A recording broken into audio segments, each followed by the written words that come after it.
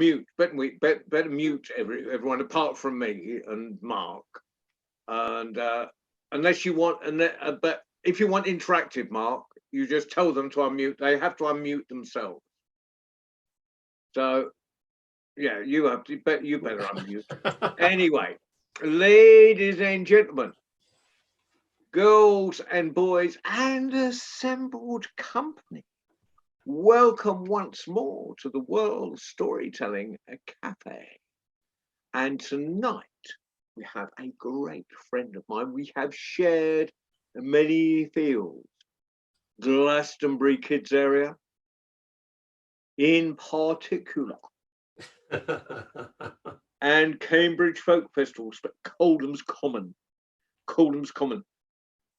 Mark does a very early in the morning one and a very late at night.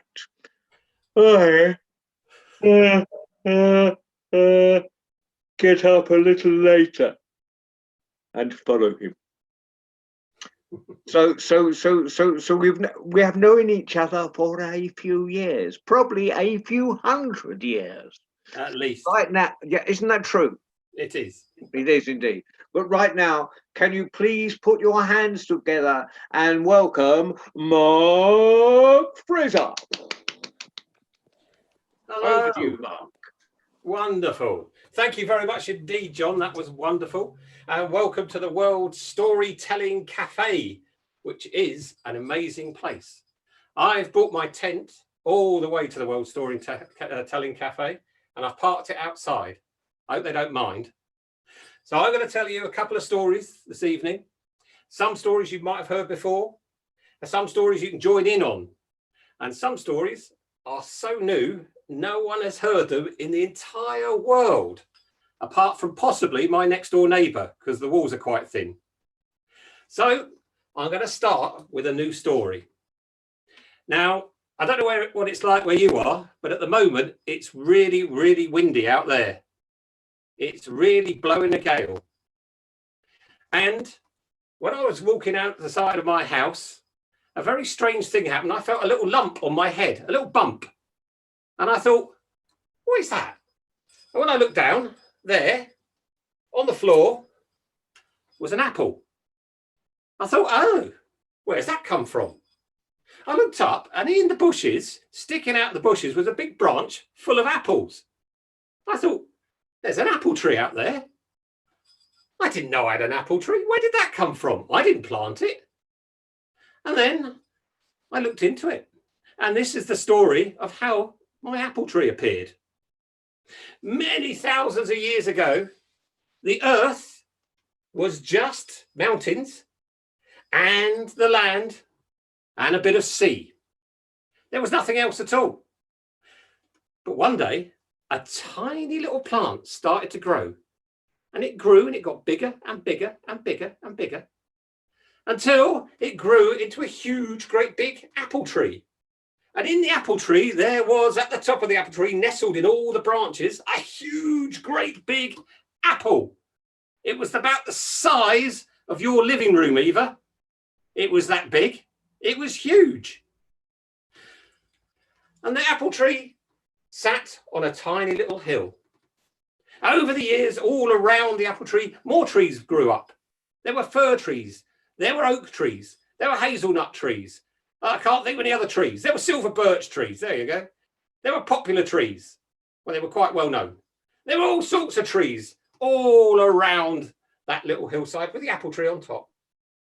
Now, in the apple tree, after a few thousand years, some animals started to live. Right at the very top, in a little nest, just under where the apple was a tiny little mouse. And the tiny little mouse was called Herbert. Herbert, the tiny little mouse, he loved to live in the top of the apple tree. It was very cozy up there. And he had such a nice time, but he spent most of the time asleep. Halfway down the trunk of the tree, there was a small hole. And in the hole, there lived a squirrel called Tanya. Now, Tanya the squirrel, she liked to jump around all over the place because she liked to collect all the nuts. She collected hazelnuts. She collected walnuts. She collected acorns. She loved nuts. She was always on the move, except in winter when she slept a lot. And at the bottom of the tree, deep down in the roots, in the dark, there was a little grass snake called Gwilliam. Now, Gwilliam, he had all the roots to himself, and he used it like a jungle gym. He would hang upside down. He would twist around. He would swing backwards and forwards on all the roots, and he loved it down there in the dark dampness. Now, once a month, the three animals that lived in the big apple tree on the hill, they would meet up, and they would go to the top of the apple, and they would get a skipping rope out, and they would go skipping. Herbert the mouse was very good at skipping. Whilst the other two animals held onto the rope, they'd spin it round and round, and he'd dance in the middle. They called it a double dutch, apparently. He had a marvellous time. And after they finished skipping, they would go back down to Tanya's hole. And where Tanya, excuse me, lived, she would make cake and they would have tea. And they were great friends together. Now, the forest itself surrounding the apple tree was very, very thick.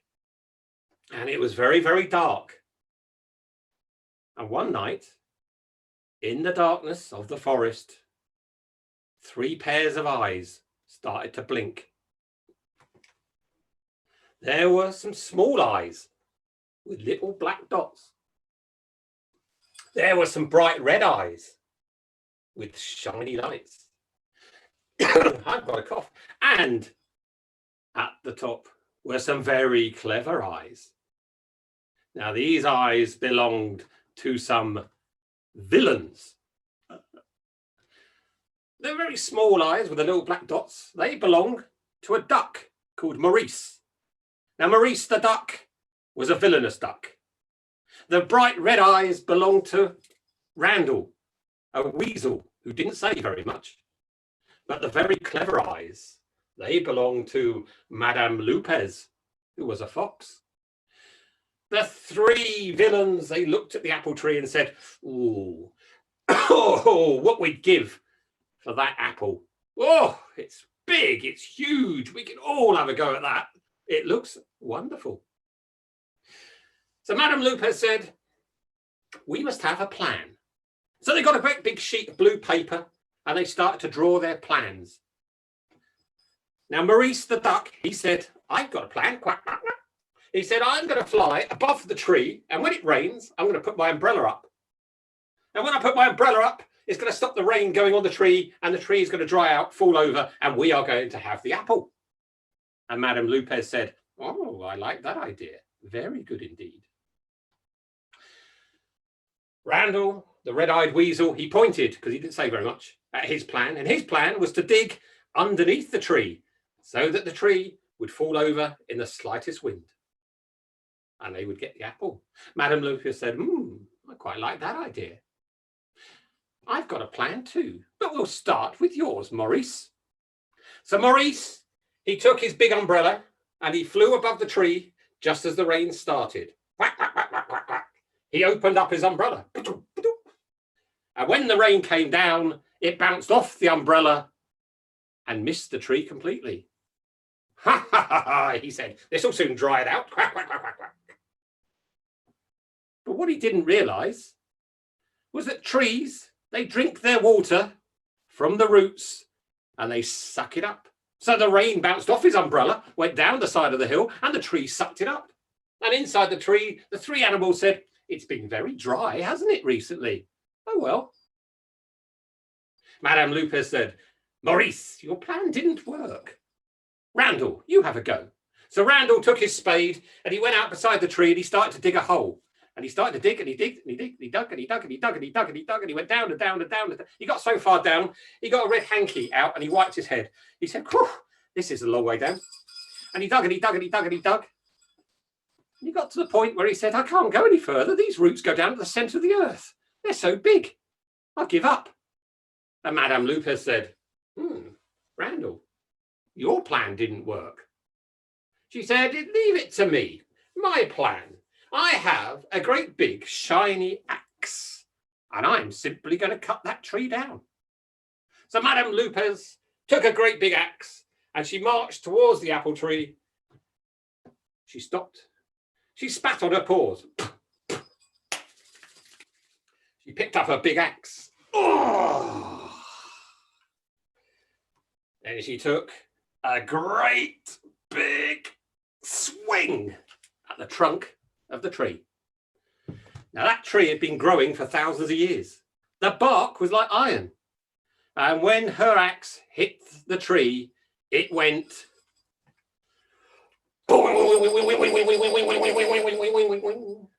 And she went. And her tail went. And the axe broke in half. Oh, she said, my plan didn't work either.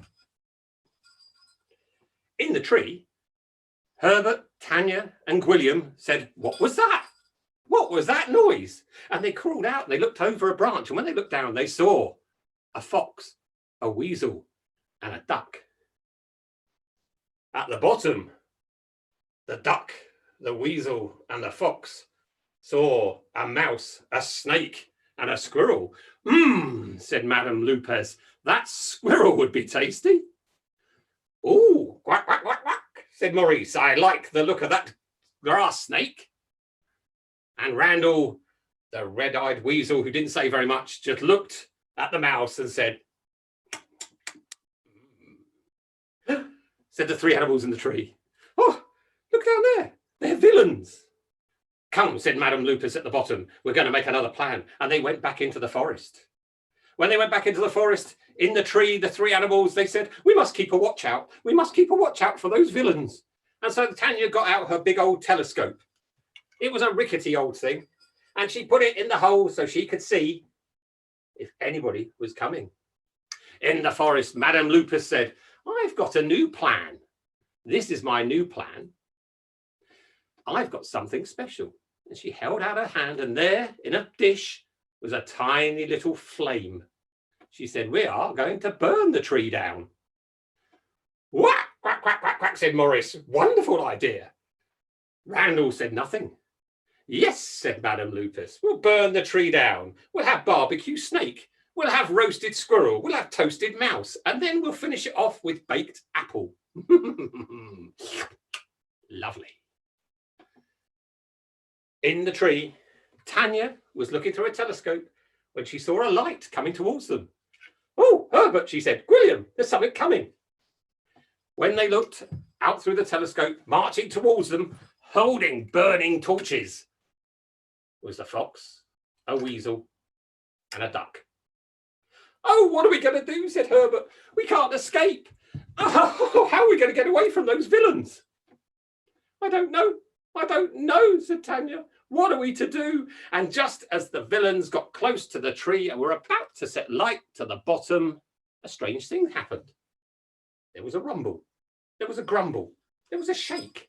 And suddenly out of the ground ripped out one of the roots. And out of the ground ripped out another root.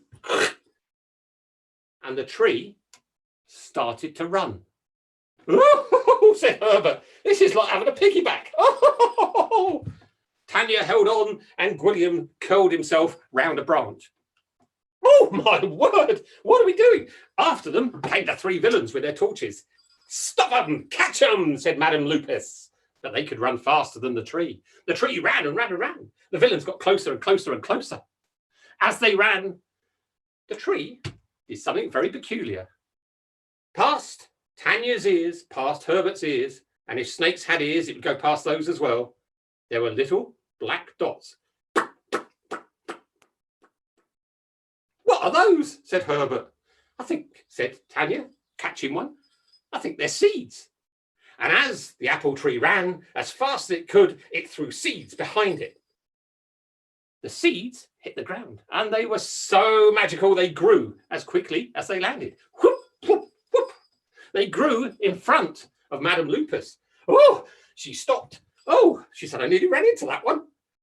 Poor old Maurice the duck, he flew into one. Oh, boom, and his bill went. Oh, he said, oh, that hurt. And poor old Randall, the red-eyed weasel, he poked one of his red eyes and made it even redder. Ow, he said. He didn't say much.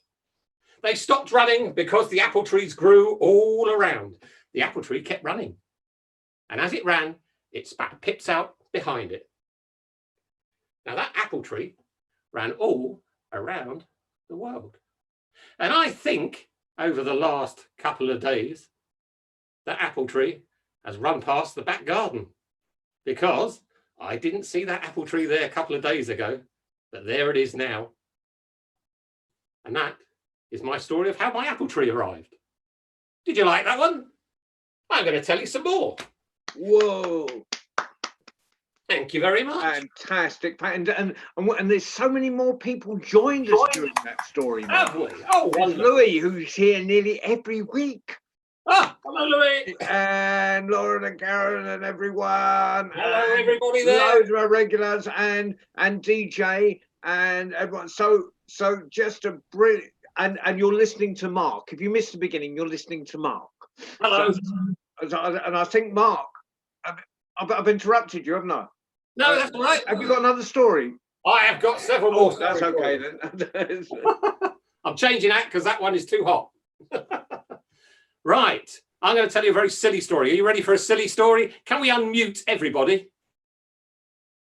Is that possible? There we go.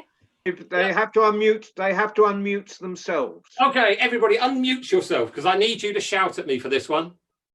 As loud as you possibly can. This one I could possibly get in trouble for. You ready? Good. Everybody shout, hello, Mark. Hello. Hello. I can hear you now, that's good. Right, this is a very short one, but a very silly one. Now, when I first wrote this story, it was called Jack, Don't Do That. I want you to hold your hand up like that. And I want you to wave it down like that. And I want you to shout very loudly, Jack, don't do that. Jack. Don't do that. Right. Now, when I first started this story, I did it with masks. And I'm going to do it today with masks. However, do you want to meet Jack? Yeah. Yeah. Well, all of you? Yes. Yes. Now, this is Jack. However, there he is. When I first got him out and I showed it to him, a very small boy at the front said, that looks like Ed Sheeran.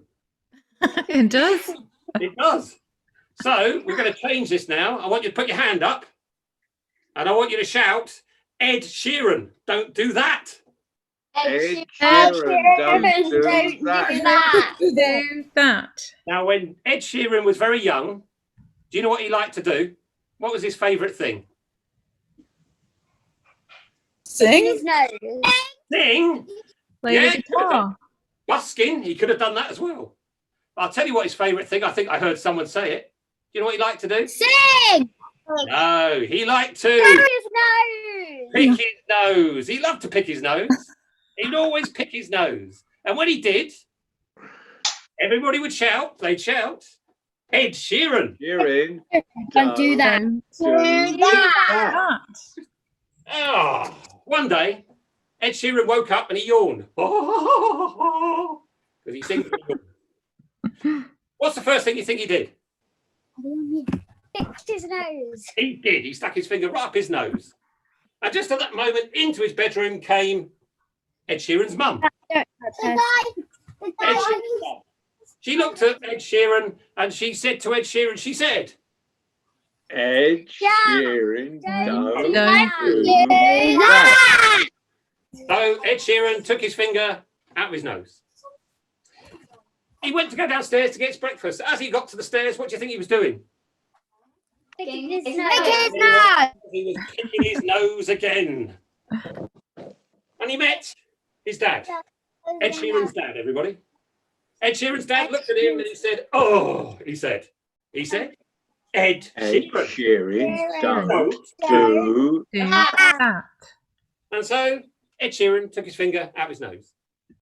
By the time he got downstairs to the kitchen and he was going in to get his Cocoa Pops, sat at the table eating her breakfast was Ed Sheeran's sister. What was Ed Sheeran doing? Picking his nose. He was picking his nose again. She looked at him and she said, ew, she said, ew, she said. She said, Ed Sheeran. Don't do that. And so Unlike most brothers, Ed Sheeran listened to her and he took his finger out of his nose. This happened all day. When he got on the school bus, Ed Sheeran, guess what he was doing? Picking his nose. And the bus driver said, "Oh, Ed Sheeran, don't do." That. And so he took his finger out of his nose. When he got to his classroom at school, Doing. I don't know. It's he just met his mama's teacher. What was he doing? He was picking his nose. He was. And his teacher, she said, "Oh," she said, "Ed Sheeran." Don't do that. That. And so he took his finger out of his nose. Even at lunchtime, when he was queuing up for his dinner and he got to the mushy peas, what was Ed Sheeran doing? Picking his nose. He was picking his nose. And the dinner lady, who are marvellous people, she said, "Oh," she said, "Ed Sheeran." Don't do that.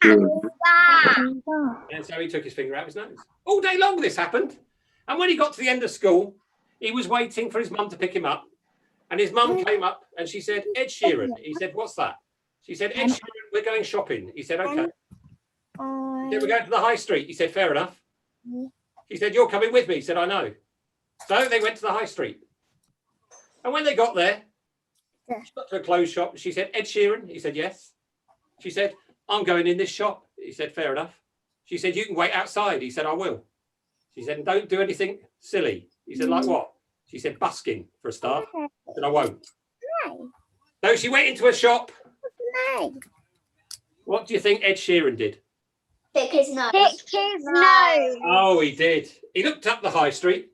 Then he looked down the high street. Then he looked over the other side of the high street, even looked up in the air. And then he stuck his finger right up his nose. And he started to pick. And he picked. And he picked. And he picked. And he picked. And he picked. And he picked. Ah, finally. And he picked. Ugh. And he picked. Ugh. And he picked. Ugh.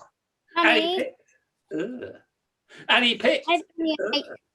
And he picked. Ugh. Until finally he got a huge, great big bogey. "Oh," he said, "look at the size of that. That's huge.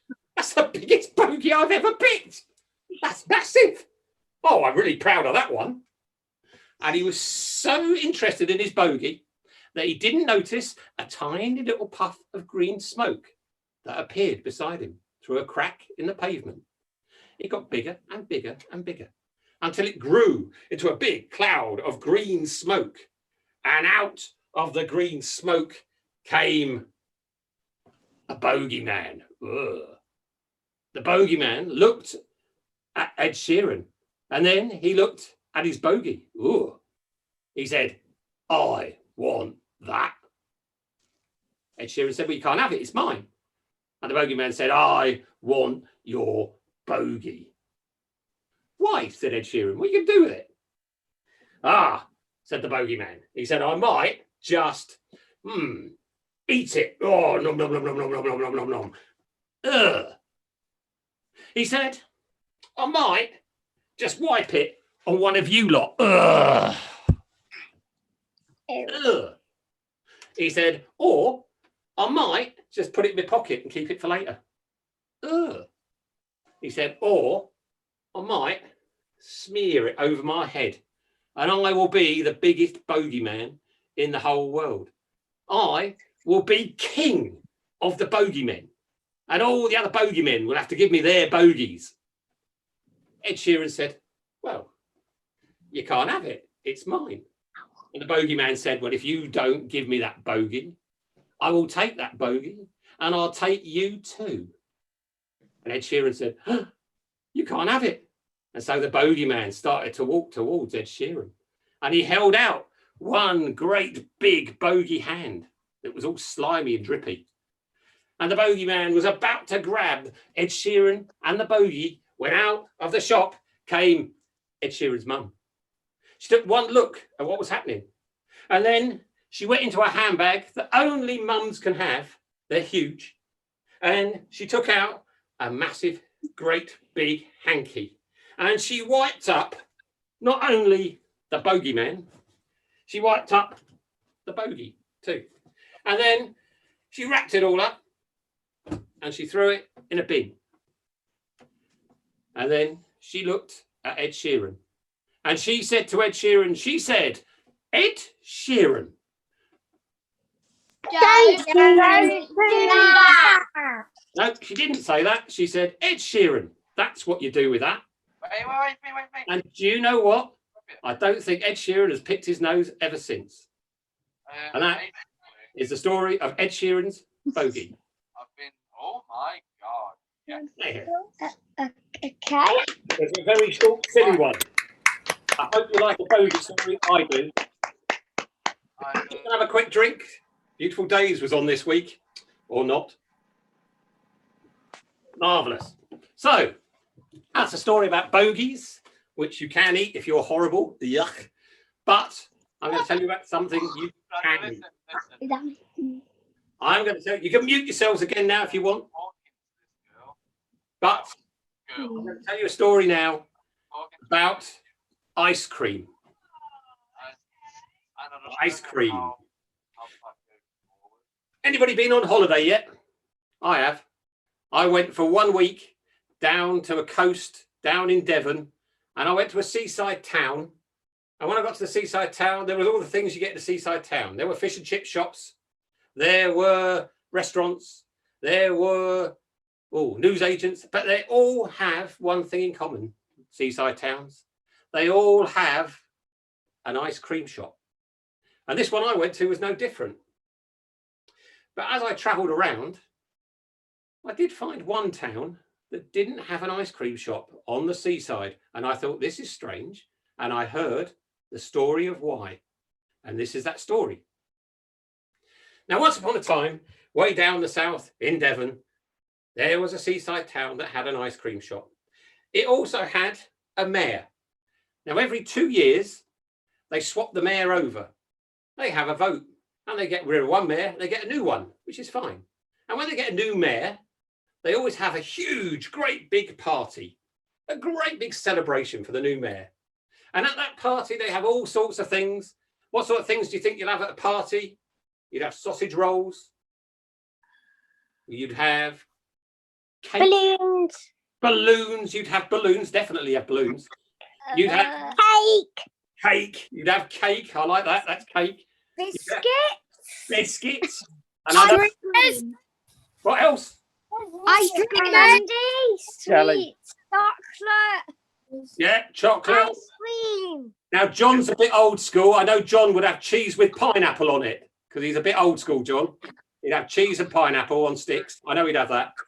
He'd have all sorts of other things. You would have trifle. You'd have music playing. You'd have Jelly. jelly. Did someone say jelly? Yeah. Jelly and ice cream. Yes, you would have ice cream. Everybody loved ice cream. Now, these people in this town, down in Devon by the seaside, they were lucky because in the forest, there lived the best ice cream maker in the world. Now, when they were setting up the party, the two men that worked for the mayor, they said, we must go and get some ice cream. So they organised the whole party. They said, we'll go into the forest, we'll see the ice cream maker. They walked through the forest. It was lovely. The trees were all beautiful. The sun was shining. And they got to a very small house with a chimney with a huge, big wooden door. And they knocked on the door. And they heard footsteps behind the door. Boom, boom, boom, boom, boom. Then they heard the locks on the door open. Boom, boom, boom, boom. And the door opened. And there behind the door was a very short, very ugly looking man. A nose that went like that. He said, what do you want? Because he was quite rude. I need And to they go to the said- toilet, but I don't want to miss it. Right. I'll tell you what happened. They said, I wonder what you're missing then. They said, we would like some ice cream for the mayor's party, please. And the man in the house said, what flavours do you want? They said, we want all flavours. What flavoured ice cream do you think they'd have? Strawberry. Vanilla. Vanilla. Chocolate. Mint. Mint. Mint chocolate chip. Mint choc chip. They'd have all of those. Bubblegum. Pistachio. Caramel. What was that?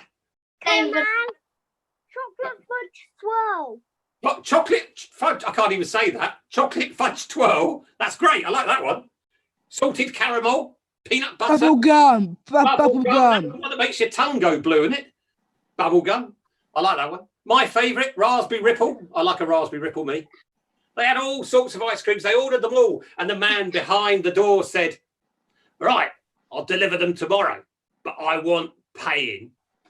And the two men from the council said, that's all right, we'll give you a cheque. He said, oh, no. He said, I want money when I deliver it tomorrow morning. And the two men from the council, they said, hold on a minute. And they went behind a tree and they whispered. And they came back. They said, okay, we'll give you money tomorrow if you deliver it. And the man behind the door said, right. And he slammed the door in his face because he was quite rude. The two councilmen went back to town and they organised the party, and the party was wonderful. Everybody turned up. The ice cream was delivered, the goblin got paid, and everybody was having a wonderful time. Now the mayor, he looked at the ice cream and he looked at all the flavours, and then he looked at a bowl which had one flavour of ice cream that he really liked. It was his favourite. It was coconut and banana. He said, I love coconut and banana ice cream. Oh, it's my favourite. And so he took the whole bowl and he took a spoon and he ate it. Oh, nom, nom, nom, nom. Oh, he said, that was wonderful. I like that. The party was a great success. A couple of days later, the mayor was sat in his office and he said, do you know what? He said, I've been a very good mayor. He said, I've been a very good mayor indeed. He said, He said, I've just sorted out the traffic lights in the square.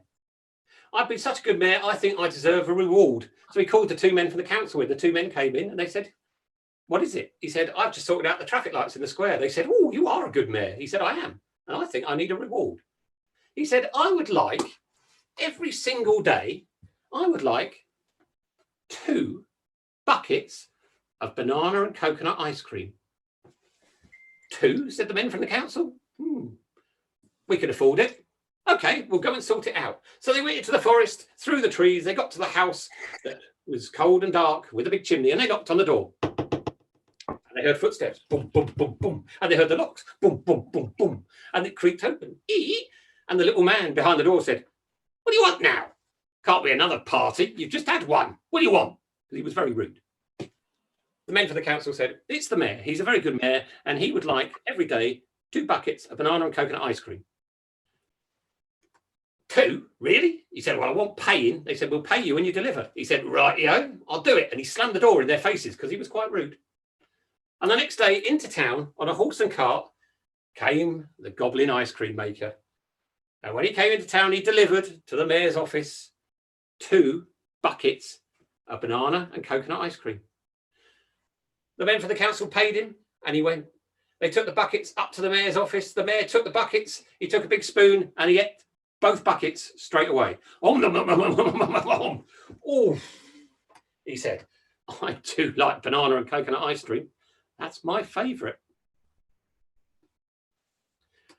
After a week, the mayor was sat in his office and he said, I've been a very good mayor. I've sorted out the traffic lights in the square. He said, I've just put a zebra crossing now on the main road. He said, I've been a very good mayor. I think I deserve a reward. He said, what shall I have? I know what I'll have. Do you know what he had? What do you think he had? He had 2 buckets of banana and coconut ice cream. how many? 2. No. Not 3.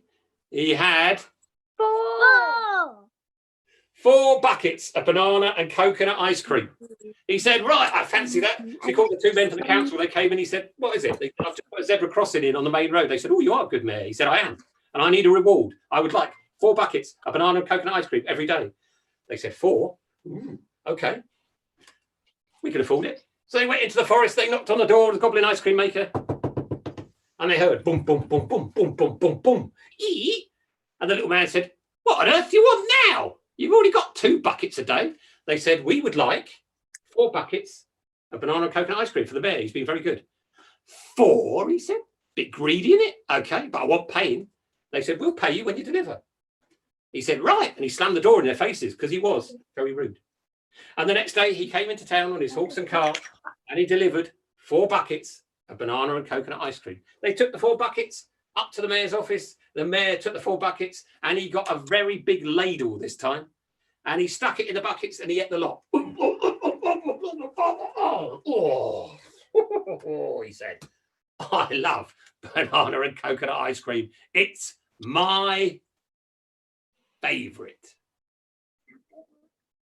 After a week, the mayor was sat in his office and he said, sorted out those traffic lights. I sorted out that zebra crossing. He said, I'll tell you what I'm going to do now. I'm going to paint the town hall. And he did. He painted it yellow. He painted it yellow. And he said, that's nice. He said, I've been a very good mayor. He called the 2 men in for the council. He said, I've been a very good mayor. I've just painted the town hall yellow. The 2 men said, you have. That is very good. He said, I'd like a reward. They said, what would you like? He said, I would like... 8. Who said that? 8. You did. You're right. 6 He said, buckets of coconut and banana ice cream. That's exactly it. 8 buckets of banana and coconut ice cream, please. The 2 men... That's going to make his teeth rot.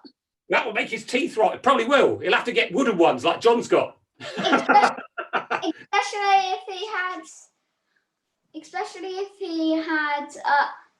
if he didn't clean his teeth.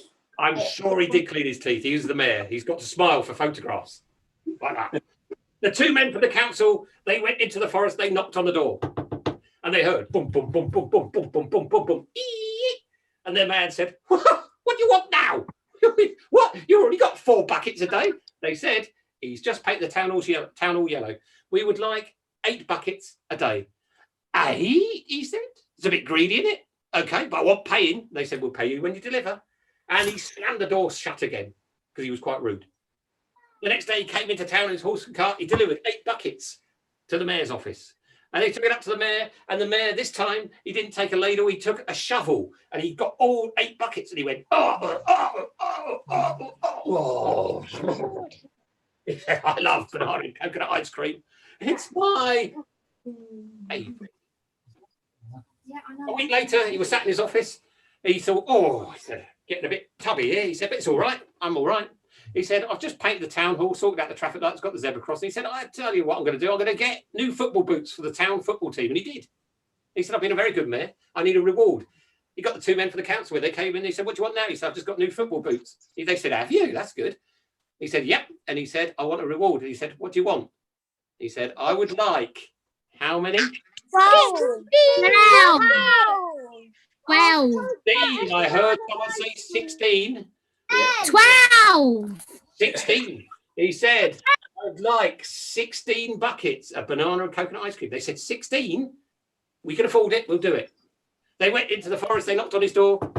They heard boom, boom, boom, boom, boom, boom, boom, boom. He said, no, what are you doing back? What do you want now? They said, he's just bought new football boots for the whole football team. We would like 16 buckets, please. 16. That's a bit greedy, isn't it? He said. He said, yeah, but he's worth it. He said, right, I will pay him. They said, we'll pay you when you deliver. And he shut the door because he was quite rude. And the next day he came into town on his horse and cart and he delivered 16 buckets of banana and coconut ice cream. And the mayor poured all 16 buckets into a bath and then he got in and he ate the lot. He said, I love banana and coconut ice cream. It's my Favourite. A week later, he was sat in his office and he said, I've got new football boots, got the traffic lights, got the zebra crossing. I painted the town hall. He said, I know. He said, I'm going to get broadband for the whole town so everybody can watch their favourite TVs and Netflixes and stuff like that. And he did. And he said, I've been a very good mayor. He said, I'll tell you what I want. I want a reward. He got the 2 million. He said, I want a reward. I've just got Netflix and everything else for the whole town. They said, brilliant. We can watch things. And so they said, what do you want? He said, I would like how many? 32. 32 buckets of banana and coconut ice cream. They said 32. All right then. And they went to the forest, they knocked on the door, and then they heard boom, boom, boom, boom, boom, boom.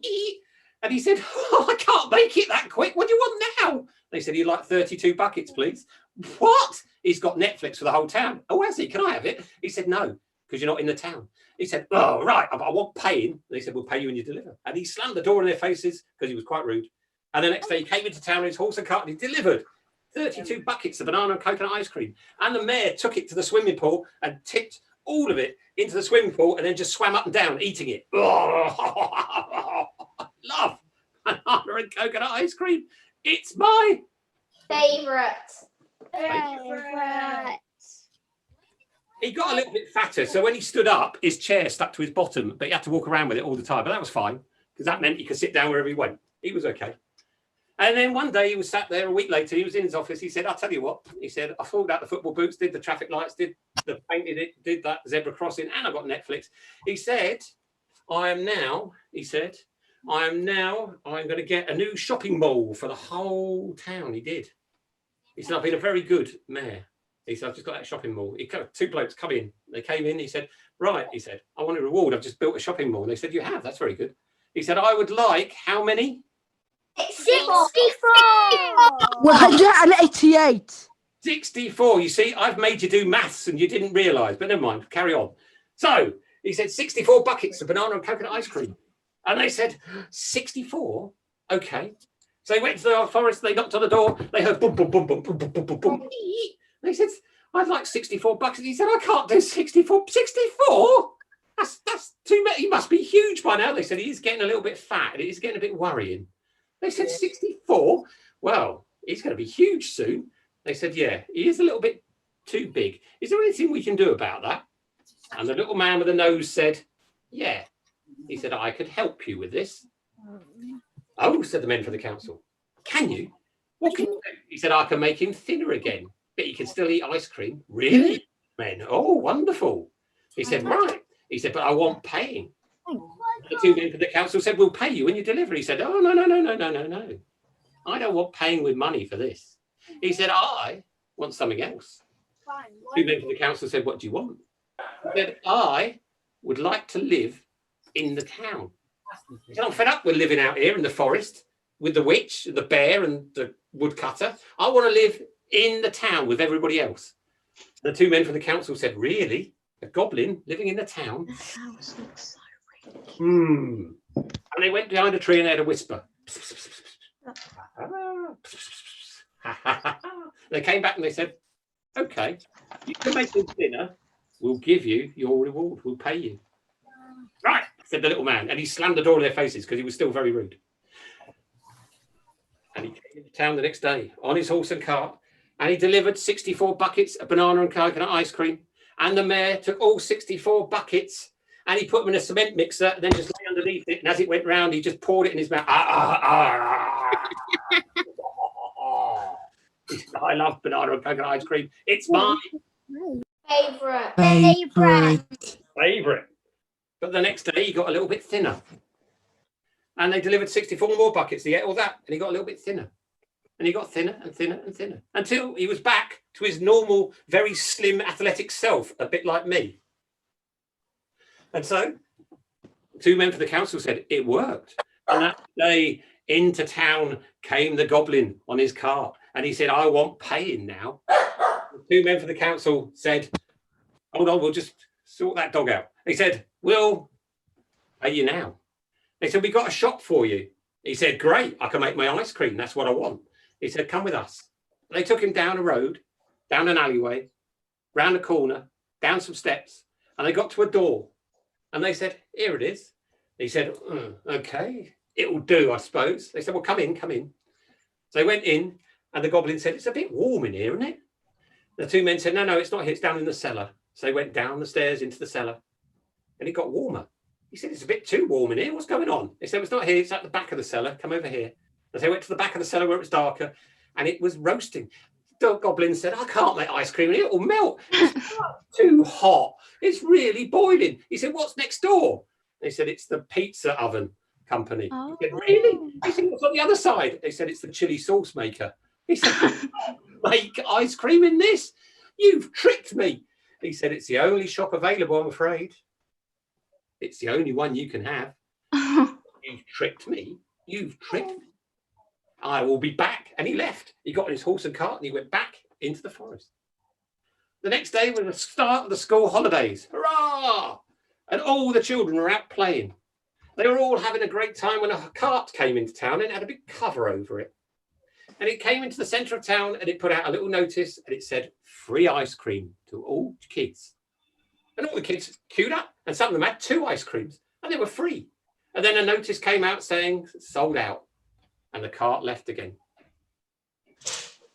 The next day, the mayor was walking into work feeling quite slim.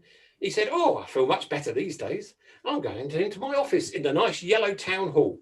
And as he got to the town hall, there was a huge crowd of people outside. And they all said, there you are. It's your fault, this. He said, what's my fault? He said, this. And they pointed. And all the children who were sat there turned round and every single child in the town had a nose like that. They said, look, all that kids have got, no, that's your fault for upsetting that goblin. Go and sort it out. So the mayor said, I will. And he went to the forest, through the trees. He got to the house and he knocked on the door. There was no answer. He went round the back and he knocked on the back door. And there was no answer. He knocked on the windows. There was no answer. And then the woodcutter came out and he said, you looking for that goblin ice cream maker? And the mayor said, yes. Oh, said the woodcutter, he's gone. He's taken the witch and the bear and they've all gone up north somewhere else and they're going to start an ice cream shop up north somewhere. Really, said the mayor. What am I going to do? He went back into town and all the people said, oh, he's left. What? He's gone? Look at our children. After the summer holidays had finished, all the children's noses went back to normal again, just in time for them to go back to school. But ever since that day, that is the town on the south coast that doesn't have an ice cream shop. So when you're going on holiday next time, and if you go down to Devon somewhere and you go to a town and it doesn't have an ice cream shop, just have a quick look at all the people around you to see if any of them have got a nose like that. And that is the town of the Goblin Ice Cream Maker. There you go. Right. Oh, Time, John. well, I think that's wonderful. I think you've done a brilliant set. So can we give Mark a huge round of applause? Fantastic. And thank you all for coming. Thank you. There's been people from Little Miracles. Wave if you're from Little Miracles. Hello, Little Miracles. And well, Lauren, Karen, and Louis somewhere, and Ben's phone, and wave if you've seen Mark ever at a festival. Whoa. Oh, there you all are. Hey, now, hopefully, we'll be able to see Mark at festivals and me at festivals next year, if all is wonderful. But for the moment, hello, dog. You have a speaking dog. So, anyway, but for now, Cherry, do you mind? They're barking. They're going completely bananas. They're going completely bananas. I will see you at a festival very shortly, I hope. Next week it's me, and I'm hoping there'll be lots of you because I want to do a story where we all make up the story together. So, Louis, are you going to be here next week? I'm coming next week. Yeah. So, and I think so. Yeah. yeah, so yeah, Louis will be there, and Lauren and Karen and Jessica will be there, and some of you other people will be there, and we're going to all make up a story together. Craig. But for now, this is very important because you know Mark said he was very thin.